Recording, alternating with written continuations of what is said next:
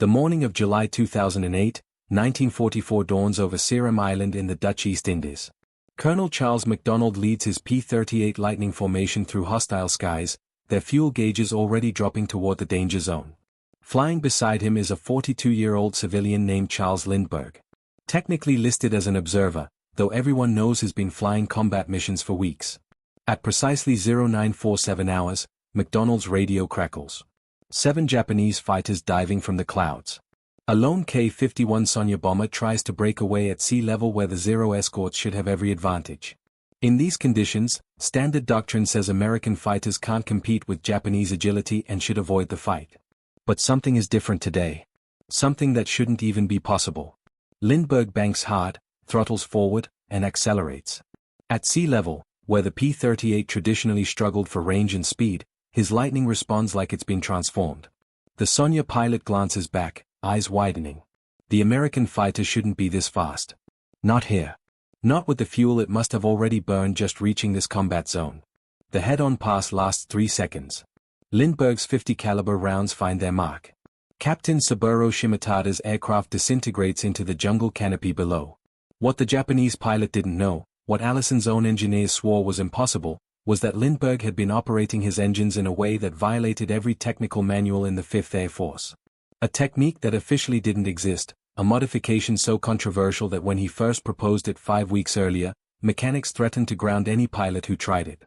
Yet, here's the impossible part. Lindbergh still has enough fuel to make it home. More than enough.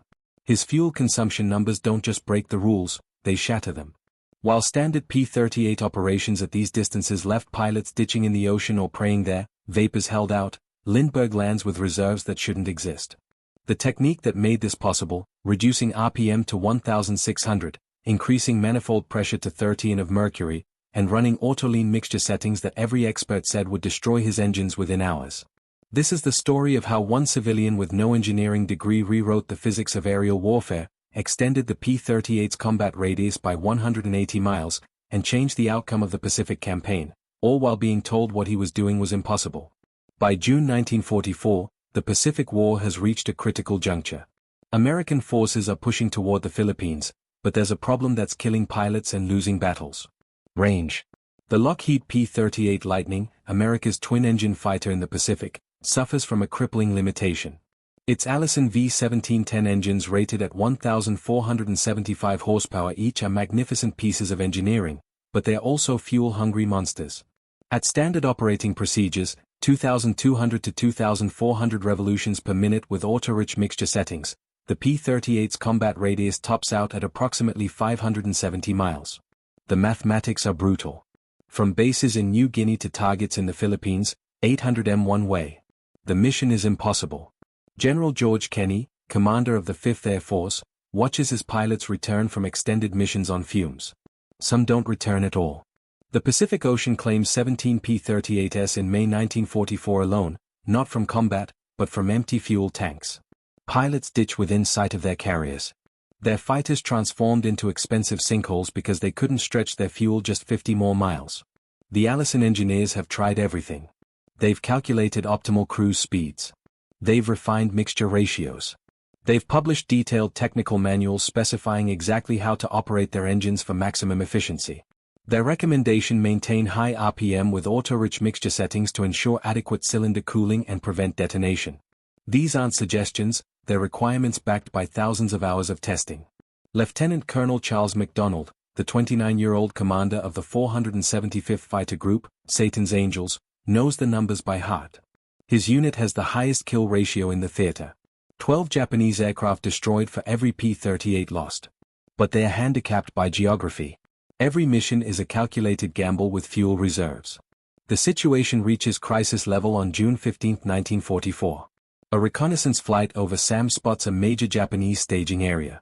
The target is strategically vital. It's also 650 miles from the nearest American base. MacDonald calculates the numbers 3 times, hoping he's wrong. He isn't. His P-38 seconds can reach the target with drop tanks, but the return trip will require ditching half his squadron in the ocean. He cancels the mission. The enemy base survives to launch attacks that kill 43 American sailors over the next 2 weeks.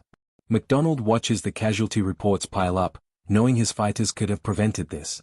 The technical limitations aren't theoretical anymore, they're body counts. Meanwhile, Allison's engineers remain confident in their specifications. They've tested every possible configuration. They've mapped the performance envelope. The V1710 is operating at its maximum sustainable efficiency. Any attempt to reduce RPM below 2000 while maintaining high manifold pressure, what engineers call over-square operation, will cause excessive cylinder stress, inadequate cooling, and catastrophic engine failure. The manuals are explicit. Do not operate below 2000 revolutions per minute at manifold pressures exceeding 26 and except during landing approach. This isn't a suggestion. This is metallurgical reality.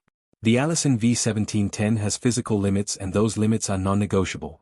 Violate these specifications and you don't just risk an engine, you risk the pilot's life. By mid-June, the consensus is unanimous. The Air Transport Command has explored every option. Lockheed's engineers have reviewed the airframe limitations. Allison's technical representatives have checked their calculations. The P-38's range cannot be significantly extended without compromising engine reliability. The 4,575th Fighter Group, America's elite Lightning unit with 552 confirmed victories, is operating at the absolute limits of what's physically possible. And then Charles Lindbergh walks into their operations tent on June 26, 1944, and tells them everything they know is wrong. Charles Augustus Lindbergh isn't supposed to be here. At 42 years old, he's technically a civilian consultant for United Aircraft Corporation sent to observe operations and provide feedback on the VAF-4U Corsair.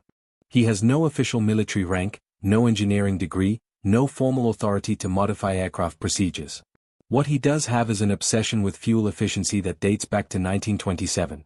17 years earlier, Lindbergh crossed the Atlantic in the Spirit of St. Louis, a flight that should have been impossible. The key wasn't just courage. It was mathematics. While other aviators focused on speed and power, Lindbergh spent months calculating optimal engine settings for his Wright whirlwind engine. He discovered that conventional wisdom was wrong. Reducing RPM while maintaining manifold pressure despite what engineers claimed actually improved efficiency without destroying the engine. He flew 3,600 miles on 450 G, landing in Paris with fuel to spare. Now sitting in the operations tent at Mockmedrome on Back Island, Lindbergh listens to MacDonald explain the fuel crisis. The young colonel spreads navigation charts across the table, marking targets that might as well be on the moon. "We can't reach them," MacDonald says flatly. "The numbers don't work." Lindbergh studies the charts, studies the fuel consumption rates, studies the Allison engine specifications. "What if the numbers are wrong?" he asks. MacDonald blinks. "Sir, your engines, you're operating them at high RPM with rich mixture. That's what Allison recommends for combat, but you're not in combat for most of these flights. You're cruising. What if there's a more efficient cruise setting?" MacDonald explains patiently that Allison has already calculated optimal cruise efficiency. The specifications are based on extensive testing. Going below 2,000 revolutions per minute causes inadequate cooling. The engines will seize. Lindbergh asks to see one of the P-38 seconds. What happens over the next hour becomes legendary. Lindbergh doesn't just examine the Lightning. He interrogates it. He crawls into the cockpit, studies the engine gauges, traces fuel lines with his fingers. He asks about mixture controls, propeller governors, cylinder head temperatures.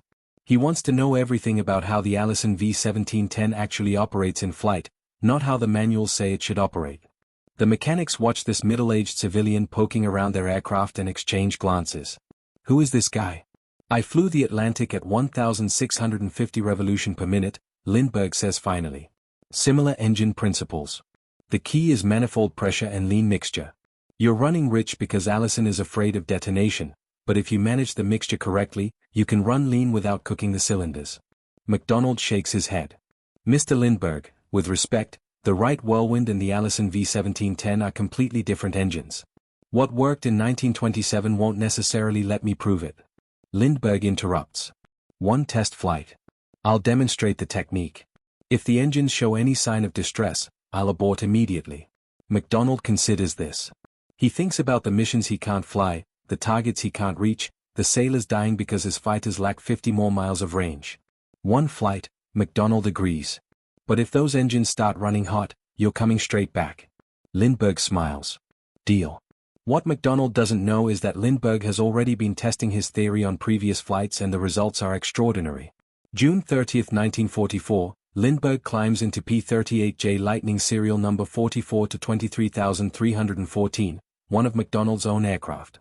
The pre-flight checklist is standard. Control surfaces, fuel load, weapon systems. What comes next is anything but. Lindbergh starts the engines and lets them warm to operating temperature. Then, as he taxis toward the runway, he does something that makes the crew chief's eyes widen. He adjusts the propeller controls to 1,600 revolution per minute. According to every technical manual, every training protocol, every piece of official guidance, this is where things should start going wrong. The Allison V1710 has minimum continuous RPM limits for a reason. Below 2,000 revolutions per minute, the propeller to crankshaft gearing doesn't provide adequate airflow across the cylinders. Cooling suffers. Hot spots develop. Detonation risk increases. But Lindbergh doesn't stop there. He advances the throttles, increasing manifold pressure to 30 of mercury. This is the oversquare condition that Allison explicitly prohibits. Higher manifold pressure than RPM in hundreds. It's called oversquare because the ratio is inverted from normal operations, creating cylinder pressures that theoretically exceed safe limits. Then he leans the mixture until it's running auto-lean instead of auto-rich. On paper, he's just created the perfect conditions for catastrophic engine failure. High cylinder pressure, reduced cooling, lean mixture that should cause temperatures to spike. Allison's engineers would be horrified. The crew chief later reports.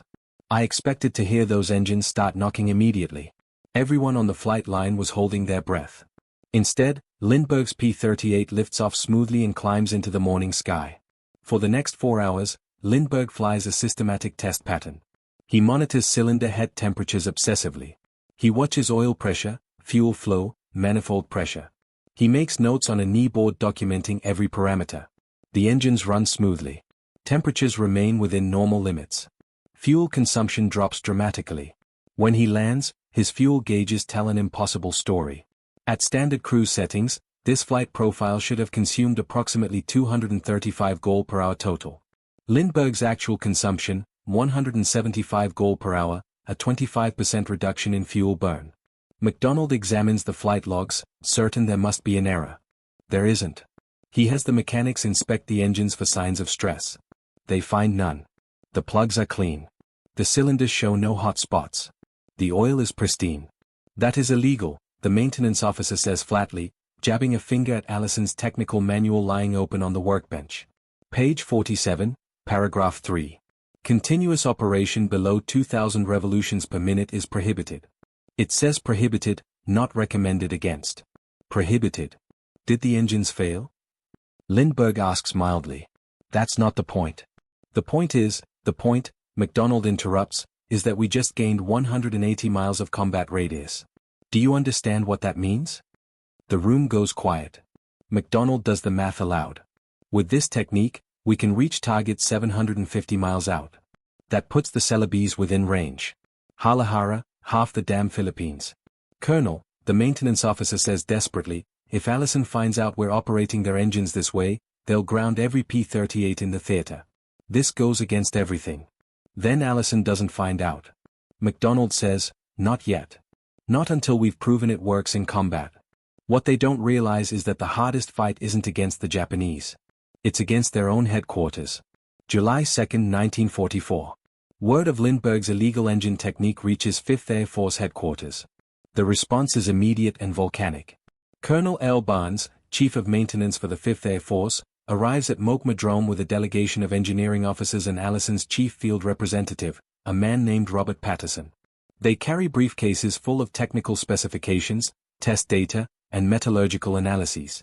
They are not here to be impressed. The meeting convenes in the operations briefing room. McDonald presents his case. 4 successful test flights, dramatic fuel savings, no engine stress indicators, revolutionary range improvement.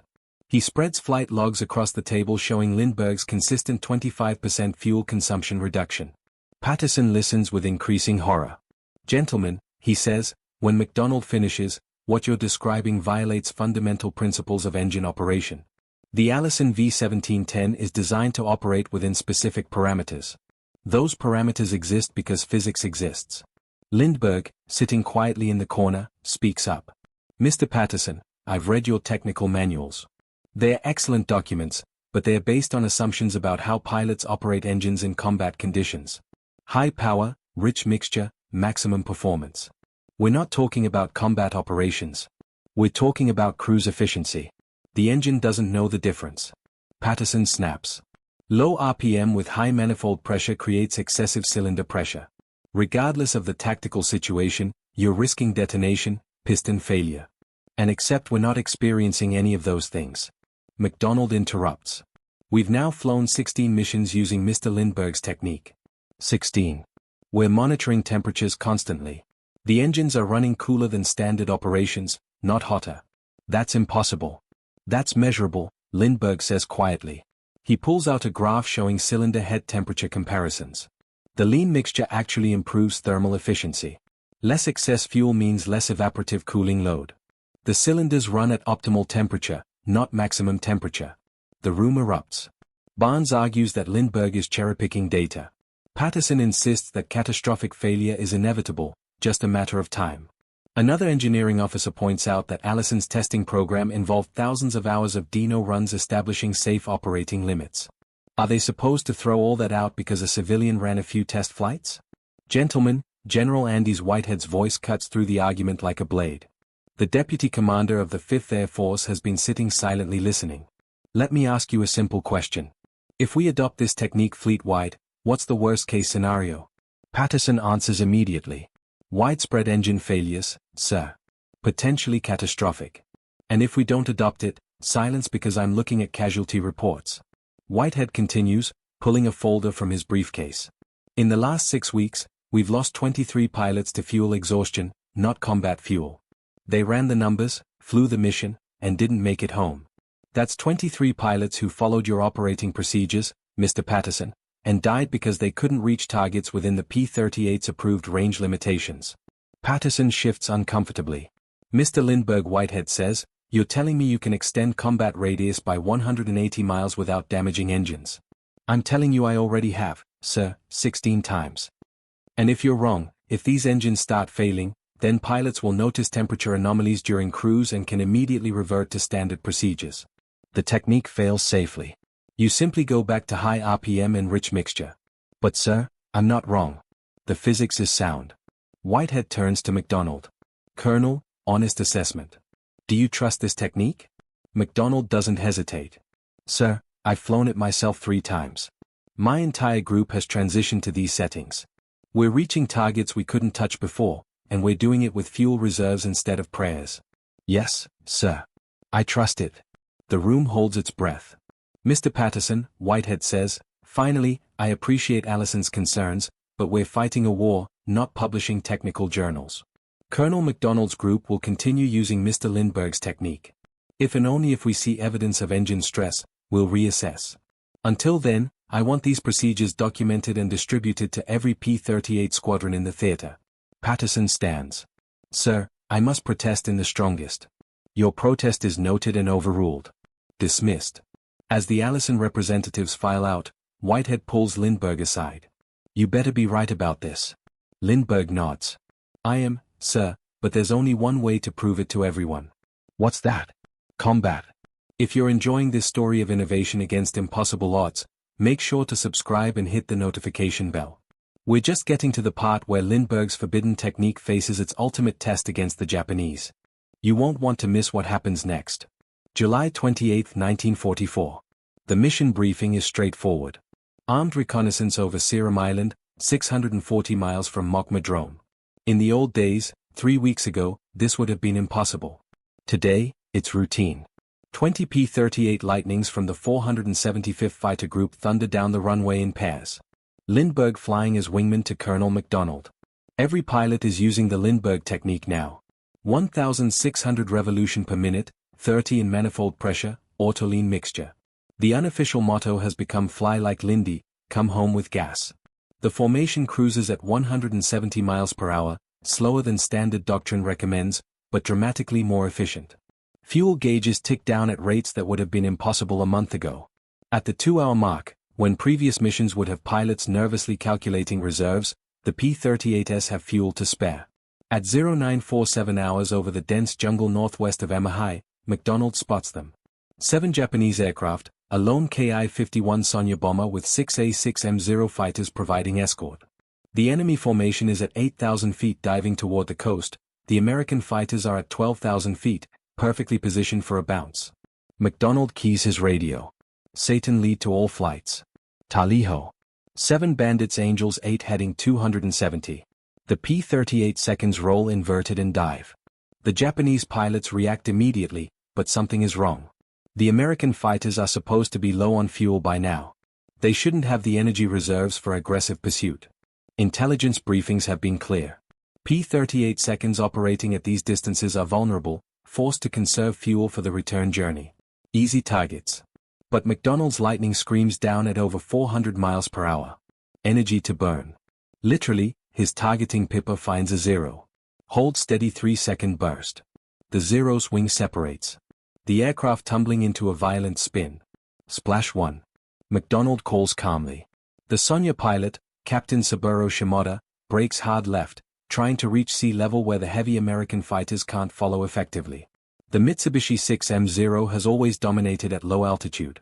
The lightweight design, the incredible maneuverability, the Nakajima Sakai engine optimized for low-altitude performance. All of these favor the Japanese in a SEAL dogfight. Shimotada has survived 47 combat missions using exactly this tactic. Get low, get slow, force the Americans into a turning fight where the Zero's agility becomes decisive. He dives hard. G-forces crushing him into his seat. The jungle canopy rushes up. He levels out at 500 feet, the air thick and turbulent. Behind him, he sees the distinctive twin-boom silhouette of a P-38 following him down. This should be suicide for the American pilot. The Lightning is notoriously bad in sustained turns at low altitude. Its heavy weight and high wing loading make it sluggish. Shimoda grins inside his oxygen mask. He'll reverse hard. The P-38 won't be able to follow and he'll have a perfect deflection shot. But when Lindbergh's Lightning levels out at 500 feet, something is different. The American fighter accelerates. At sea level, where Zero fighters traditionally hold every advantage, the P-38 is matching their speed, exceeding it. Shimoda's eyes widen. This isn't possible. The Mitsubishi 6M0's maximum speed at sea level is approximately 282 miles per hour. The P-38J Lightning's maximum speed at sea level is 340 miles per hour, but that's at war emergency power, burning fuel at catastrophic rates. At cruise settings, especially at the end of a long-range mission, American fighters shouldn't have this kind of performance. Except Lindbergh isn't at cruise settings anymore. His advancing throttles, manifold pressure climbing to 46 in war emergency power. Because of the fuel he's saved using his cruise technique, he has reserves for a fight that conventional P-38 operations would never allow. He closes the distance in seconds. Shimoda tries the desperate brake turn anyway. His Zero responds beautifully, rolling knife edge and reversing. But Lindbergh doesn't follow. He makes a high-speed slashing pass, his 450 caliber machine guns and single 20mm cannon converging on the Sonya. The Japanese bomber staggers, smoke trailing from its engine. I'm hit. Shimoda radios to his escorts. 2 Zeros dive to assist, but they are facing the same impossible situation. The P-38s have fuel. They have speed. They have altitude advantage. Everything about this engagement favors the Americans when it should favor the Japanese. Second Lieutenant Mel Smith, flying as Lindbergh's second wingman, calls out, 3 Bandits 4 o'clock high. Lindbergh glances at his fuel gauge. Enough for 10 more minutes of combat. Last month, he'd already be calculating the emergency glide ratio to the nearest carrier. Today, he rolls into another attack. The dogfight lasts 8 minutes. When it ends, the sky over Seram Island contains wreckage, not aircraft. Shimoda's Sonya has crashed into the jungle. 3 Zeros are shot down. The remaining 3 Japanese fighters flee toward Amon. Their pilots reporting to intelligence officers that the American P-38 seconds somehow had unlimited fuel and impossible performance. McDonald reforms his squadron. All flights fuel check. One by one, the pilots report. Every P-38 has sufficient reserves for the return trip. Several have enough for an additional hour of combat. These are numbers that should not exist. The formation turns northeast toward home. They cruise at 1,600 revolution per minute, 30 in manifold pressure, auto-lean mixture. The engines hummely, temperatures nominal, fuel consumption optimal. Below them, 640 miles of hostile ocean that has claimed so many American pilots. Today, it claims none. When they land at Mulchmadrome 4 hours and 20 minutes after takeoff, the flight line crews count the returning aircraft. 20 P-38s took off, 20% return, 0 losses to fuel exhaustion, 0 emergency landings, 0 engines showing stress from the illegal operating procedures. The maintenance officers inspect Lindbergh's engines that evening. After 12 combat missions totaling 67 flight hours using his technique, the Allison V1 710 seconds show less wear than engines operated under standard procedures for the same duration. The spark plugs are cleaner. The cylinder compression is higher. The oil analysis shows lower metal content. Patterson, Allison's field representative, examines the data in stunned silence. "Gentlemen," he finally says, "I need to call Indianapolis." By August 15, 1944, Lindbergh's technique is officially incorporated into P-38 operations throughout the Pacific Theater. The formal designation is Extended Range Cruise Procedures, but every pilot calls it flying the Lindbergh way. The impact is immediate and measurable. The P-38's combat radius extends from 570 miles to 750 miles. Missions that were impossible become routine. Targets that were unreachable become vulnerable. Fuel exhaustion losses drop from 23 pilots per month to fewer than 3. And the kill ratios shift dramatically. American P-38 squadrons, now able to reach deep into Japanese-held territory with fuel reserves for combat, begin systematically destroying enemy air power. The 475th Fighter Group alone shoots down 197 Japanese aircraft between July and November 1944, compared to 94 in the previous 4-month period. Japanese pilots report to their commanders that American fighters have somehow developed new engines, that the P-38s they face in August fight with energy and aggressiveness impossible just weeks before.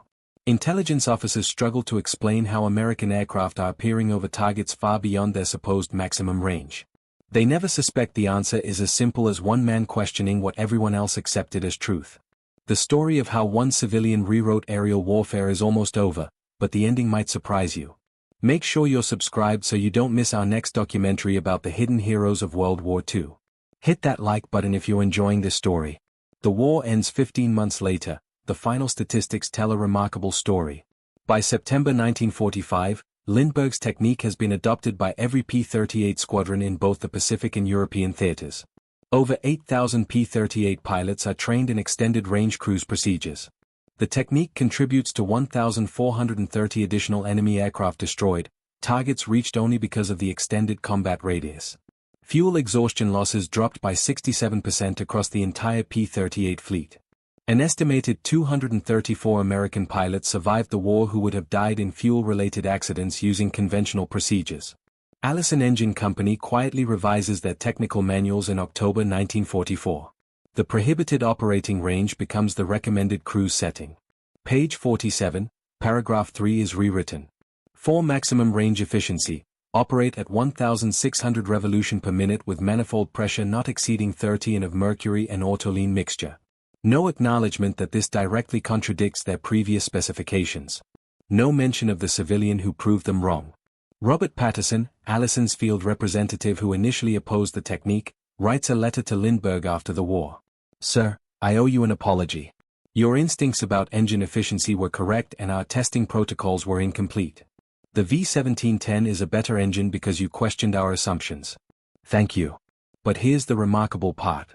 Lindbergh refuses credit. When aviation journalists try to interview him about his specific service, he declines. When the War Department wants to issue a commendation, he quietly suggests they honor Colonel MacDonald instead. When General Kenny writes his memoirs and wants to include a chapter about Lindbergh's miracle, the aviator politely requests his name be minimized. In 1954, President Eisenhower restores Lindbergh's military commission and promotes him to Brigadier General in the Air Force Reserve. At the ceremony, reporters ask about his wartime contributions.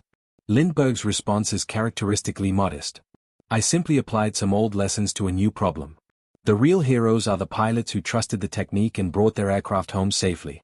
One of those pilots, retired Lieutenant Colonel James Watkins, writes to Lindbergh in 1968. "Sir, I never met you personally, but I flew with the 475th from July 1944 until war's end. I want you to know that every time I landed with fuel to spare after a long mission, I thought about you.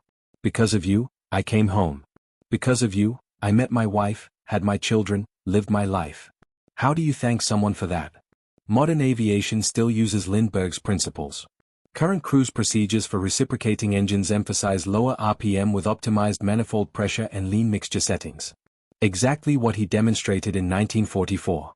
Flight schools teach LOP operations. Lean of Peak, a direct descendant of Lindbergh's technique. The man who crossed the Atlantic solo in 1927 indirectly taught the world how to fly efficiently for the next century. Charles Lindbergh dies on August 26, 1974 at his home in Hawaii. His obituaries focus on his famous transatlantic flight. Few mention the Pacific. Almost none detail his engine technique that saved hundreds of lives. Perhaps that's how he would have wanted it. The lesson endures anyway. Sometimes the most radical innovation comes not from accepting what experts tell you is impossible, but from asking a simple question. What if they're wrong? The P-38 pilots who came home when they shouldn't have, they know the answer.